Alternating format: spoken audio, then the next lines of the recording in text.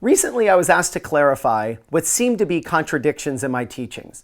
The first part of that was, Ryan, you said that hitting the net is the most common mistake amateur players make, which is true. But then the person said, how can that be true if the most common technique players use is having the racket on its edge in the back, which Ryan, you said leads to an open racket and the ball goes way up. So if the most common technique players use is an on-edge racket that leads to an open racket face shooting the ball out, then how come hitting the net is the most common mistake? Seems like a contradiction, but it's not. Here's the first thing to know is most amateur players have their racket way too on edge in the back. But only very new players, I would say players who have been playing tennis for less than a month, swing up and their racket's open and the ball goes out. Because very soon after they make that mistake over and over again, they either quit tennis or their brain says, let's fix this and let's start rolling the racket to get the strings to face forward. So the racket's on edge, they start going to the ball, and then their brain says, hey, let's turn the racket. Well, a body in motion tends to stay in motion. So you start turning the racket because you've learned not to have it all open because the ball goes out. That's why beginners hit the ball way up in the air all the time, and players who've been playing for 10 years don't. Because what the player who's been playing 10 years learns is, why don't I turn the racket to try to time it? But the problem is, how do you time it perfectly every time? You can't. And this is why they feel like, oh man, my forehand was on today. Why can't I do that every time? If you've ever said that, here's the reason. Because you can't do that every time. You can't time it perfectly every time.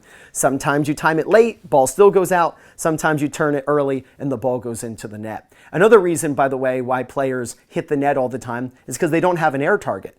Let me ask you, how often when you hit a forehand or a backhand, do you have the exact height over the net you're trying to make the ball cross? This was a game changer for my game when I was growing up and learning to play, because all of a sudden I realized, oh my gosh, I'm hitting forehands and backhands and I'm not giving it an air target of where I want that ball to cross over the net.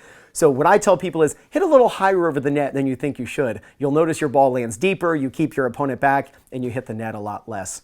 So it's not a contradiction at all. Players hit the net because they don't have an air target and they roll their racket as they hit the ball. The cure to that, you can get the Topspin Pro, affiliate link is in the description below. The cure to that is to hit tennis balls on the Topspin Pro with your racket closed, then swing up. Your racket will be square, racket's closed, racket will be square against the back of the ball. And if you have a lot of racket speed, you can have it a few degrees closed still as you're swinging up. But the goal is to swing up, and that drags the ball, and that friction against the strings drags the ball up, but the spin brings the ball down. You get this beautiful little arc over the net, rather than thinking that the tennis ball flies like Superman or a plane. It doesn't, or a bird, right? It doesn't. It goes up. You want to send the ball up, and the spin and gravity bring the ball down.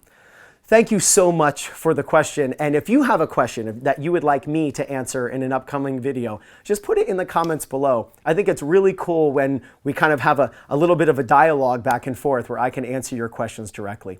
So close your racket face. Don't roll the racket, but close the racket face and lift the ball up. And think of tennis as a lifting game that we lift the ball over the net and then we pull the ball down with spin. And if you do, there's no doubt you're going to gain confidence, win more matches, and play much better tennis. This is Ryan Reedy from 2minutetennis.net. You got this.